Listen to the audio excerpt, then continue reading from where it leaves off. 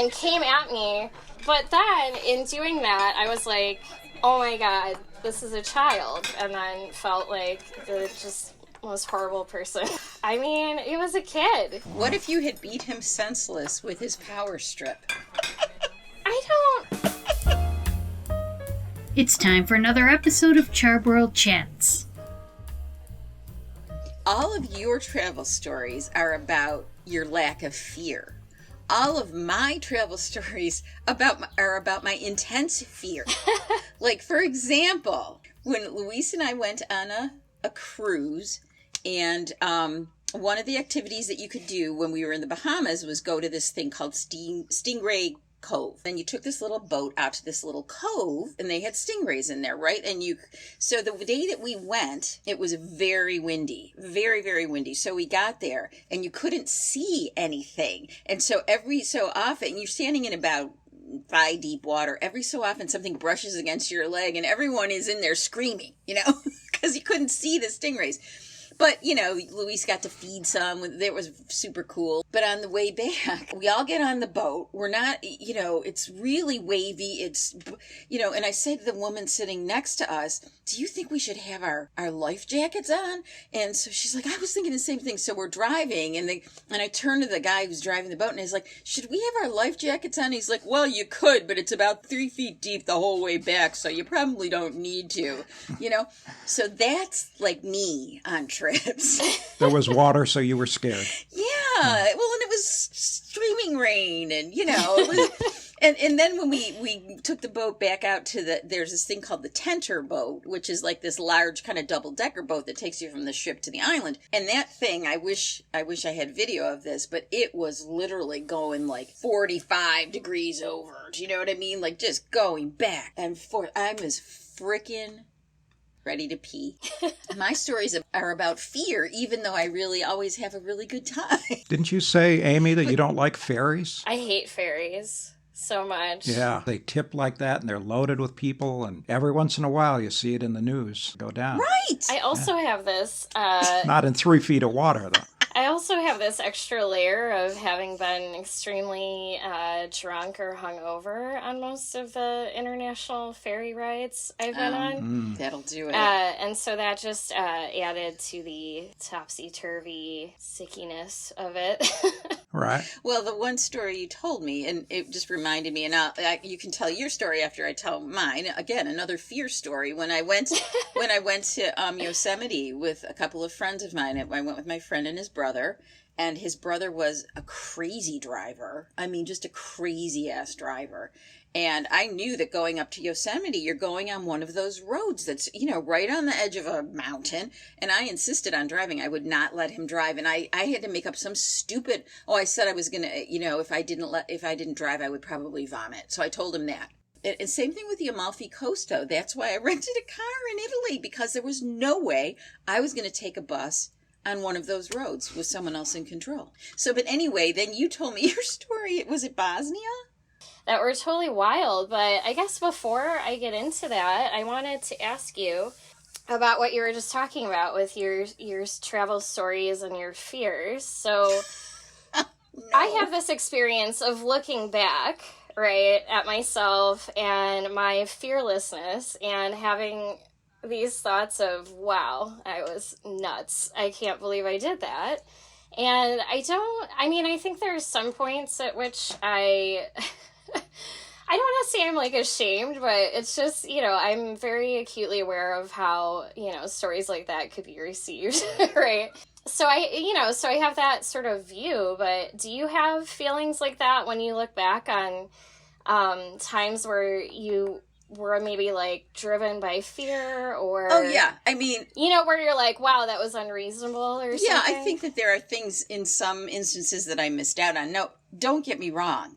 I have a million things where I say, I can't freaking believe I did that. But it's generally not on trips. Do you know what I mean? It's not usually when I'm like away from home or away from friends. For some reason, I don't know, maybe my antenna is just up then. But I mean, I do. Yes, there are things that I regret not doing, you know. It was funny too, because Luis, when we went to Mexico, we went on this one bus trip, and one of the stops was at a cenote, which is this big sinkhole with this super clear water, and there's like big walls around it, you know, and you can go swimming.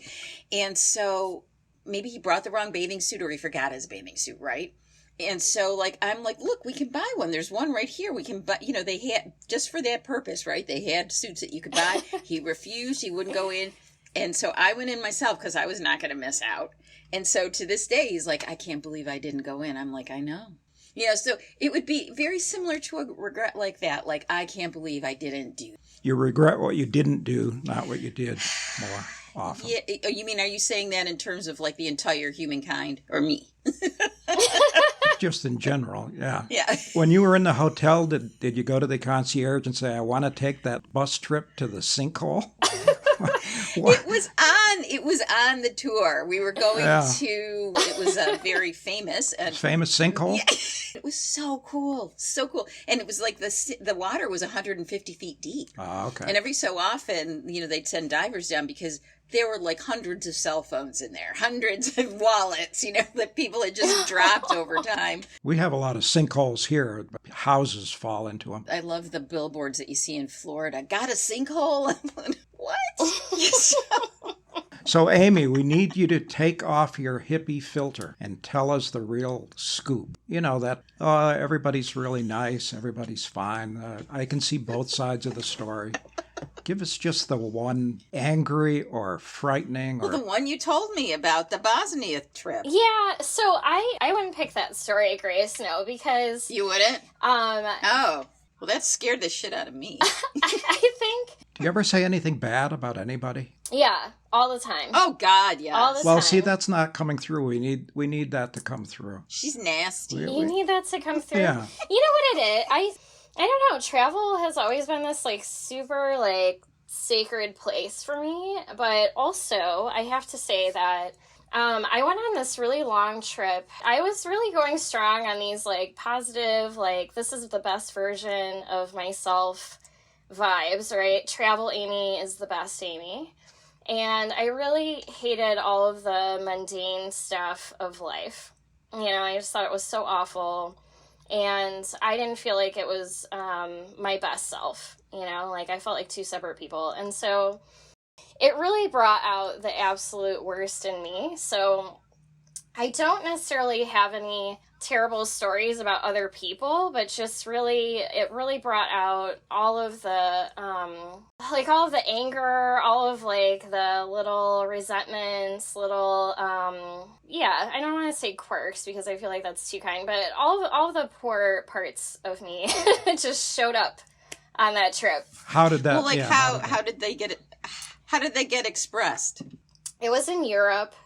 And I was just so irritated and so irritable the whole time. I was super judgy. I think last time we talked, well, you asked me about, you know, traveling Amie Style. And I think retrospectively, I can have this like, yeah, you know, I'm very understanding people and like their limitations and whatnot. Back then, I was not like that.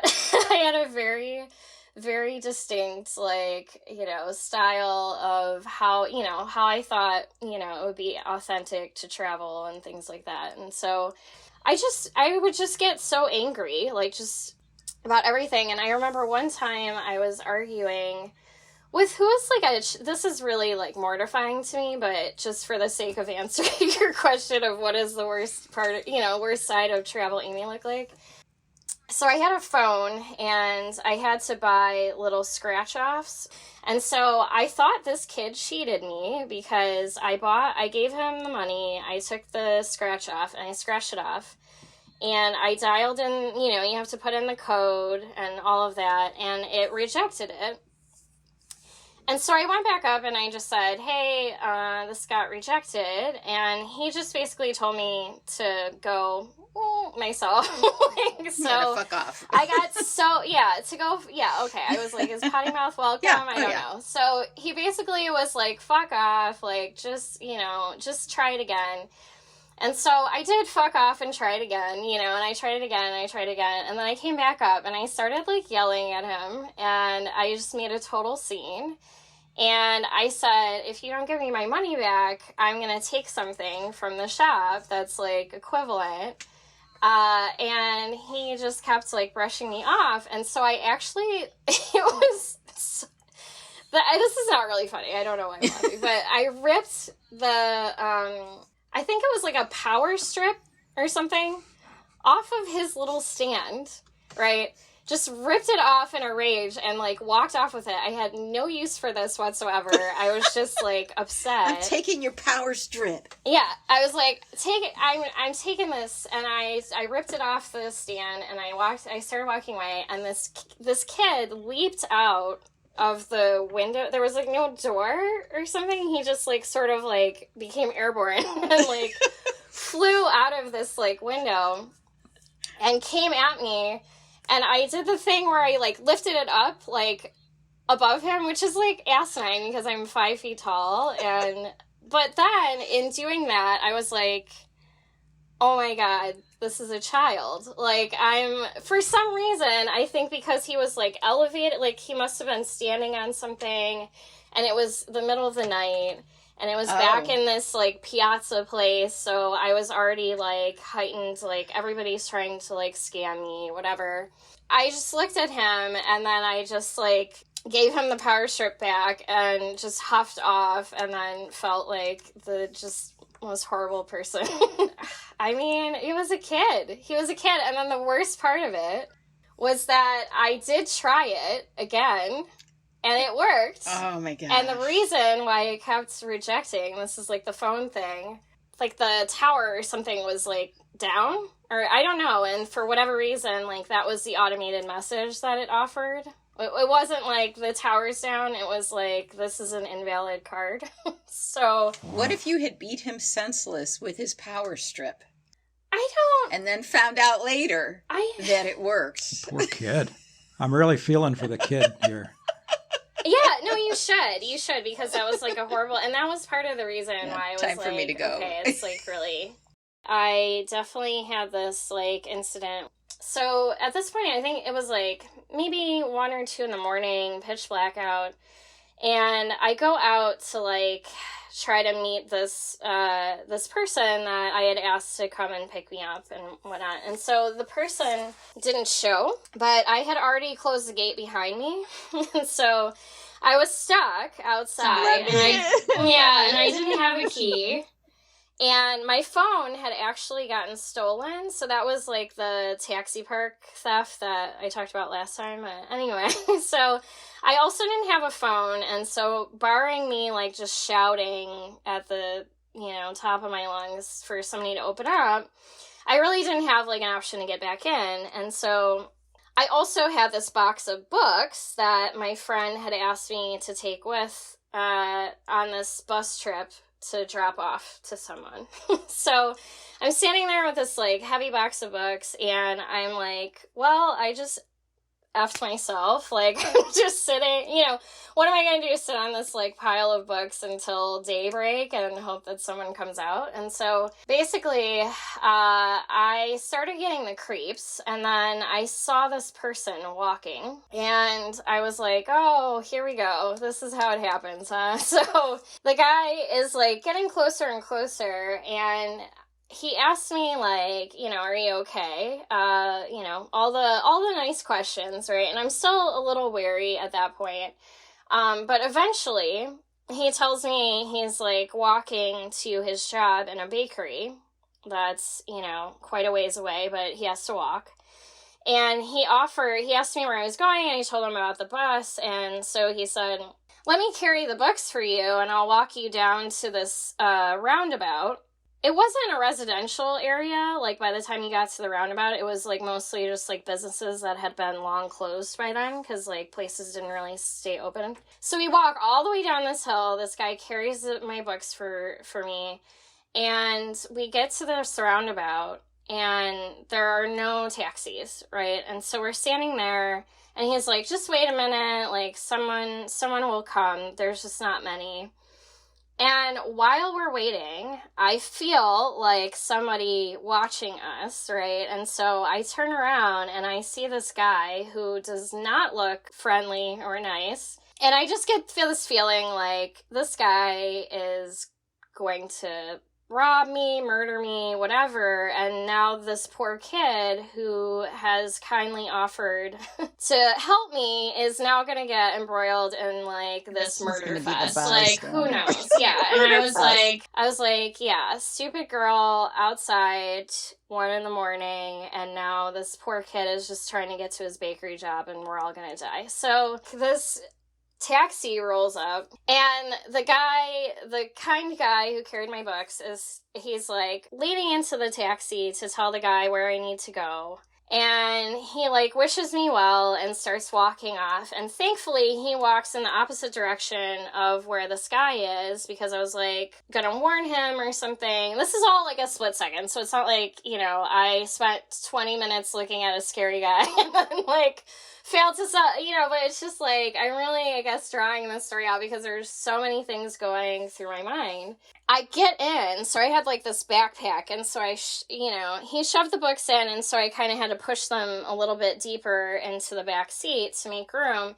And as I'm like that, my backpack is behind me, and I feel someone pulling on my backpack, and it was that guy. And yeah, really? And so I squirmed out of the backpack and I yanked it really hard, and I slammed the door as hard as I could and started like yelling like, go, go, go. And so the driver just like sped off. Wow. And I made it out. You're going to have to edit that, Walt, because that was like a 20-minute story for like a 5-minute thing, but that's okay. It's just like, yeah, it's just very vivid for me. So I think my words are like not really catching up to like my experience of the story, but Did you ever think the kid might not have been a bystander, but the bait that brought you to meet that other guy? Like wow. Dick Charles Dickens kind of thing. He was the artful dodger. See, that's how my generation thinks. Yeah, I always looked at him as like, like I mean, I'm not like a big like angels, demons, whatever, but like as like a huge gift, like in that moment. Yeah, that's how I've always looked at him. But that's interesting. Well, I've never considered that. Like normally I have like some low level of like paranoia, but it's normally like people scamming me, but not necessarily like plotting my demise, like, it's funny, when we were in Guatemala, we were in Guatemala City, and I don't claim to be an expert on Guatemala City or anything like that, but it's divided into zones, and there are some zones that are called red zones, and those are basically run by drug gangs, right? And so in general, if you're a traveler, you're not supposed to go into these zones. And I remember we wanted to go see this National Palace, and it was in zone 1. And so I didn't bother to look anything up. So we got an Uber from our hotel, which was in the tourist zone, and, no problem. We got and then we got there. And then when we tried to get an Uber back, like no one would come to pick us up. Like we had 3 different Ubers and they never arrived. And I was like, oh my God, okay, we're just going to take a cab. So we flagged down this cab, we get in the cab. And then all of a sudden I'm like, I don't even know anything about these cab services here. And all of a sudden I look and there's no meter in this cab. It's a white cab. And so he takes us to the hotel, and now the fare down there had been about $20. He charged us like $5 and we got out. And then I found out later that you're not supposed to take white cabs, that they're, but he didn't do anything. And it's funny because my antenna was not up that time when maybe it should have been, Mm-hmm. That's happened to me a couple of times. Really? Too. Yeah. Like no meter in the cab. Well, just tell him that one about that you told me where I was like, oh my God, I would have been peeing my pants about on the motorcycle in Bosnia.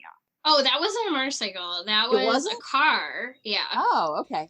I ended up in this tiny town in Croatia that's like, it's like this tiny peninsula between Croatia and Italy. It has like very creepy vibes.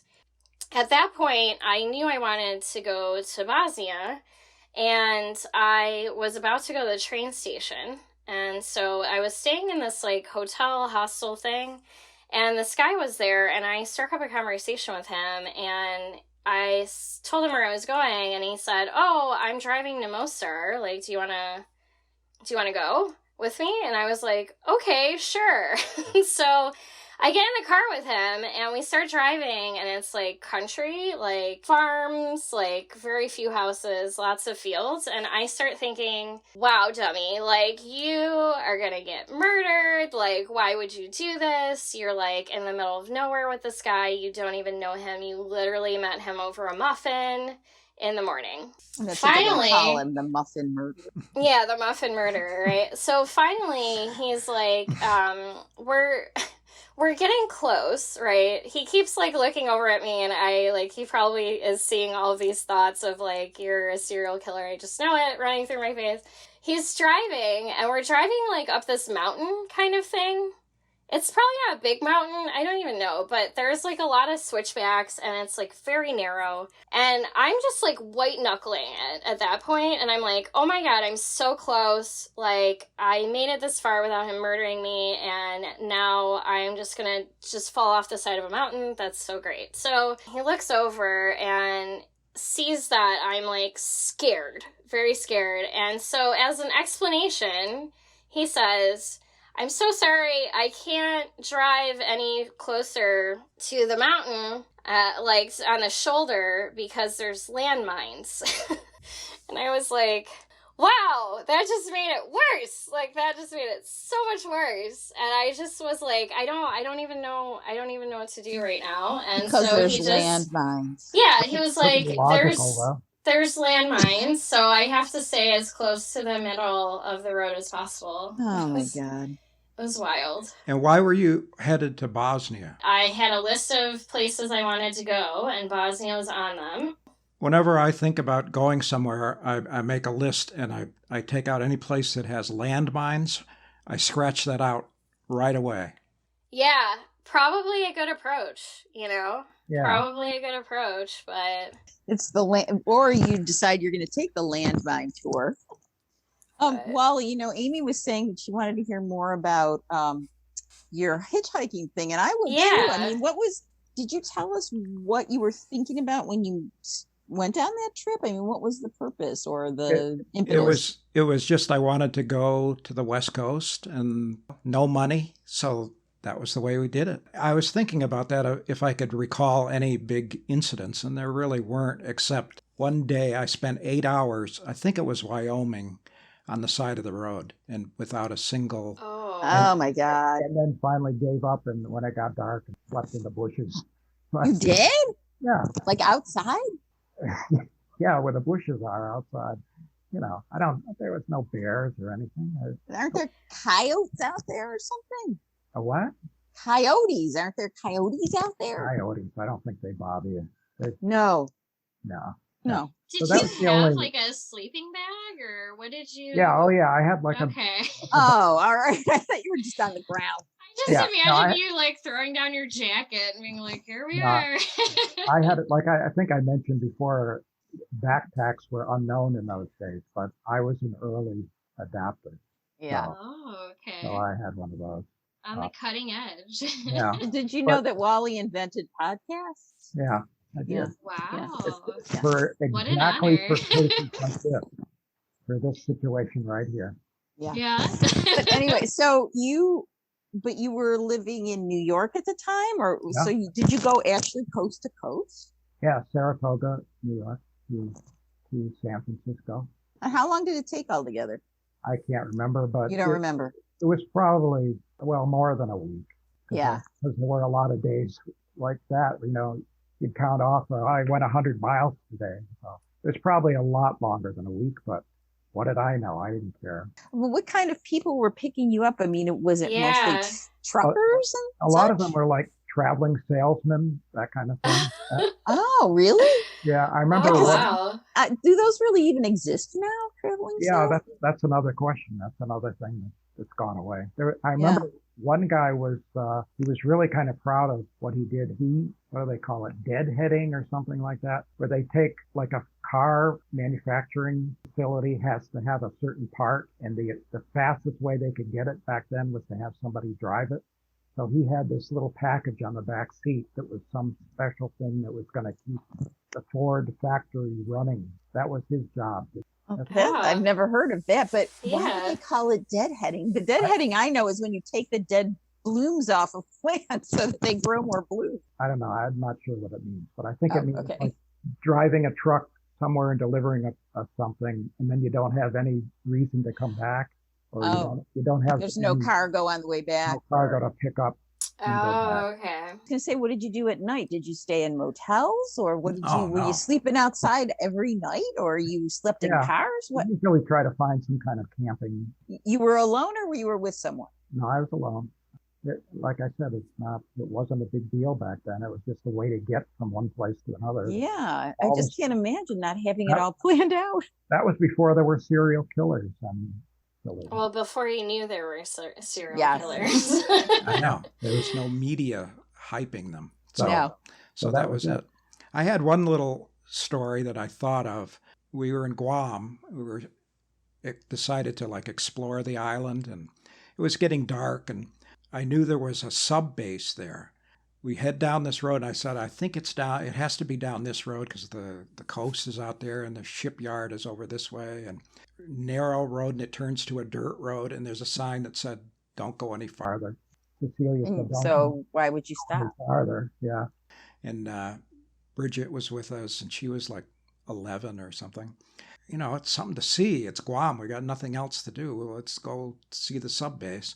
Come around a corner, and there's a standard, like a military gate where you see the guardhouse and the lights come on the gate, like blinding lights, lighting up the whole road in your face. And so I stop. Out of the corner of my eye, I thought I saw something over here, and I turn, and there's a guy in full SWAT gear coming up out of the bushes with a gun pointed right at us. Oh my God. And then they came out on the other side. So in other words, they were waiting way behind the gate for you to get into this kill zone, whatever it was. Oh my God. And, there was a lot of talk at that time about the Japanese Red Brigade were going to steal nuclear weapons or something, and the sub base is where they load the nuclear weapons on the submarines. So they were extremely touchy about anybody going over there. Touchy? Yeah. There was and then a guy came out of the lights and, walked up to the car. You don't want to be here, and, words to that effect. So that Files episode. It wasn't. I thought there was nothing was really going to happen, but Cecilia and Bridget were not exactly thrilled to have done that. So then we just turned around and drove away. You were probably lucky you had two females with you. That could probably, that's probably true. Yeah. But especially a really young one. And I thought of one other thing when I went on the hitchhiking. The first place I stopped after I hitchhiked to Buffalo, Goat Island, is it? Yeah. Mm-hmm. I went off the bridge and I saw there was a place to go down to Goat Island, and I thought that sounds like a place you could camp. So I went down there and I camped on Goat Island, and just like a gravel parking lot or something. Yeah.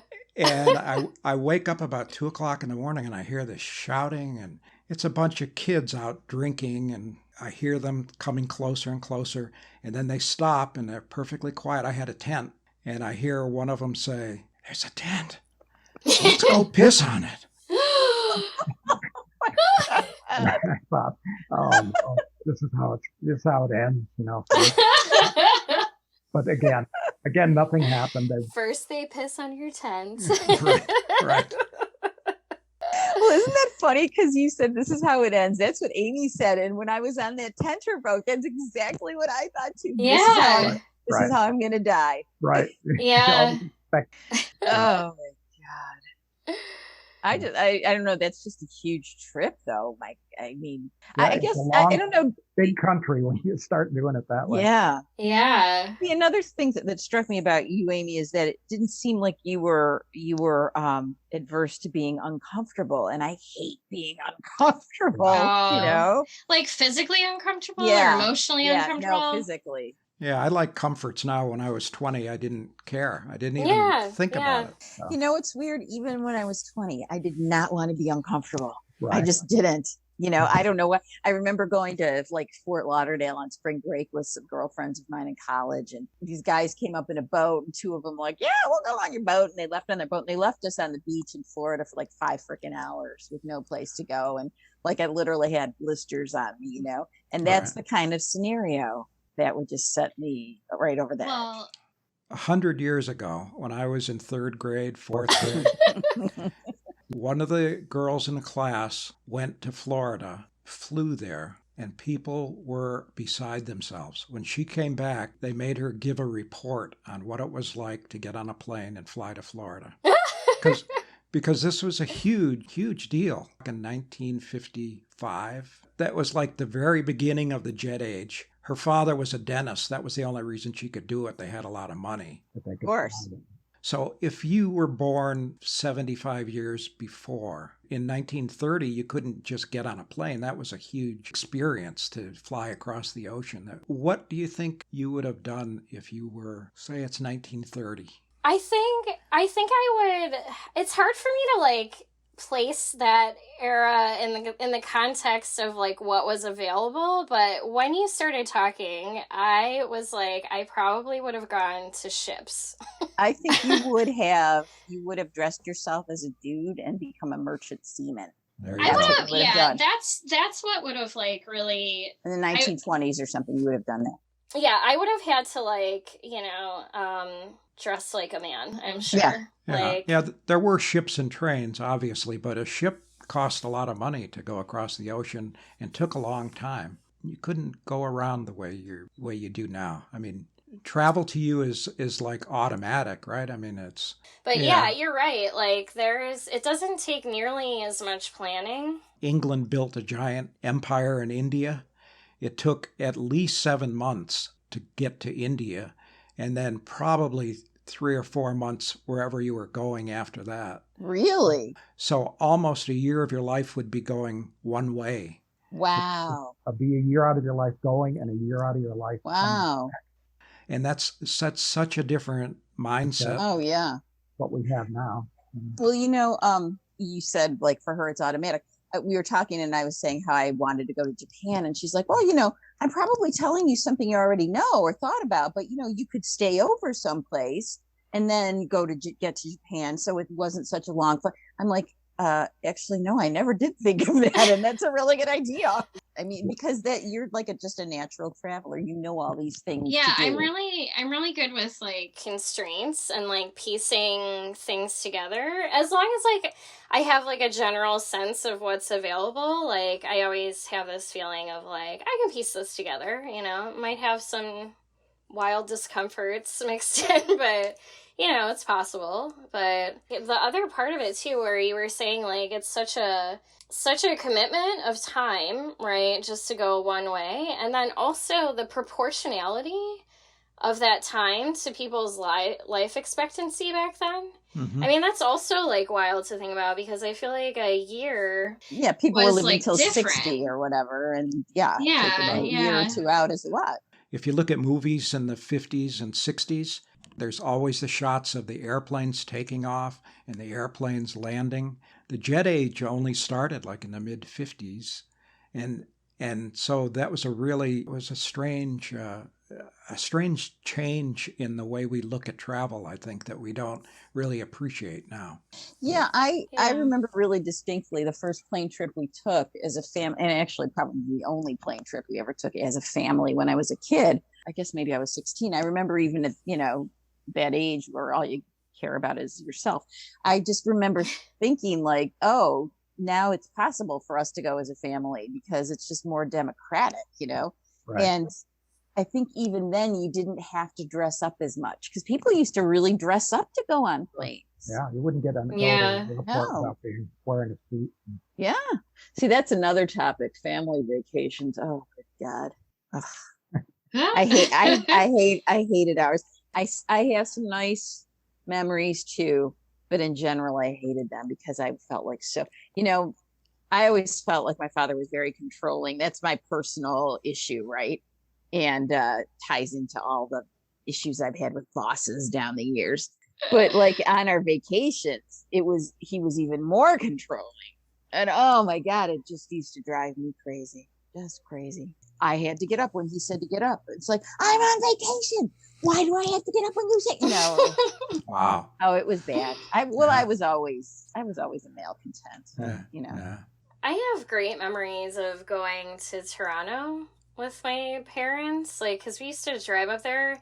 Because it was so close, You were 1. We were 4. Yeah. And the dynamic was very different. I did have, so one thing is that for many, many years, well into my adulthood, I thought Toronto was just a giant Chinatown. Like, oh, that's where you went? Because that's all we did. That's all we went. And I'm super content to do that. And actually, as an adult, when I would go, I would just like hang out, in that like Dundas, Spadina, kind of area. And that was like my favorite. I gotta get out of here. But it was so traumatic at the border every time because it was like terrifying because we used to smuggle pork back, right? And you weren't allowed to do that. But also because my dad is Vietnamese and my mom is white and I didn't really look like either of them. And they would always like make my dad roll down the window, ask him for his papers, like well after he became a citizen or whatever, but we always used to take them.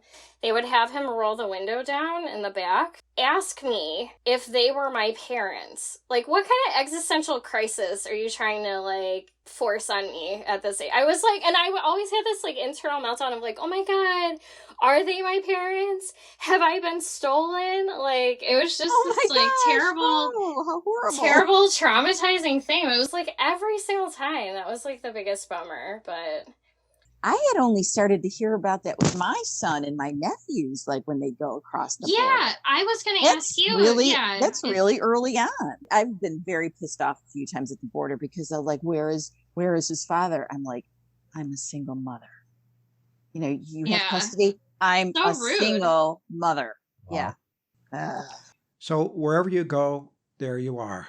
So what are you running from, Amie? What am I running from? That's a really interesting question. I was running from, I think I mentioned it earlier. It's just like I have this aversion to like mundane day-to-day things, and it's really taken me a long time to really inject some like wonder and some like a practice of seeing things differently. Because I have to be, like, disciplined about it. Otherwise, I can just sort of tuck it away in this, like, very lifeless corner of my mind. And then, like, my entire life feels lifeless. So that's, like, I think why. Because, like, that was, like, some of the few times in that part of my life when I felt good was when I was traveling. And when I felt like I could do great things and there were great possibilities because I had such magical luck with meeting people. And so there was like definitely a magic about it and also a sense of me being like a better self than what I normally would meet on a day-to-day basis at home. But yeah, I don't know. Was that like it's probably deeper than what you're looking for. No, but that's interesting. I know people who use activity in that way, like not necessarily travel, but activity.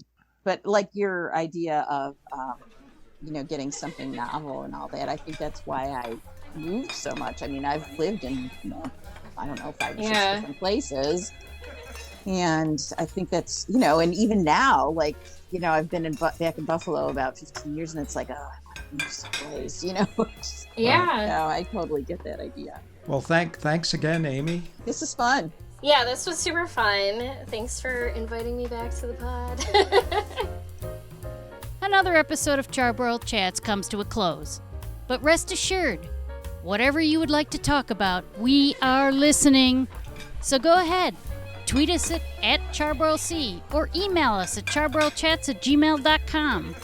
Of course, we'd love it if you'd head over to iTunes or YouTube or wherever you get your podcasts and write a review of Charbroiled Chats.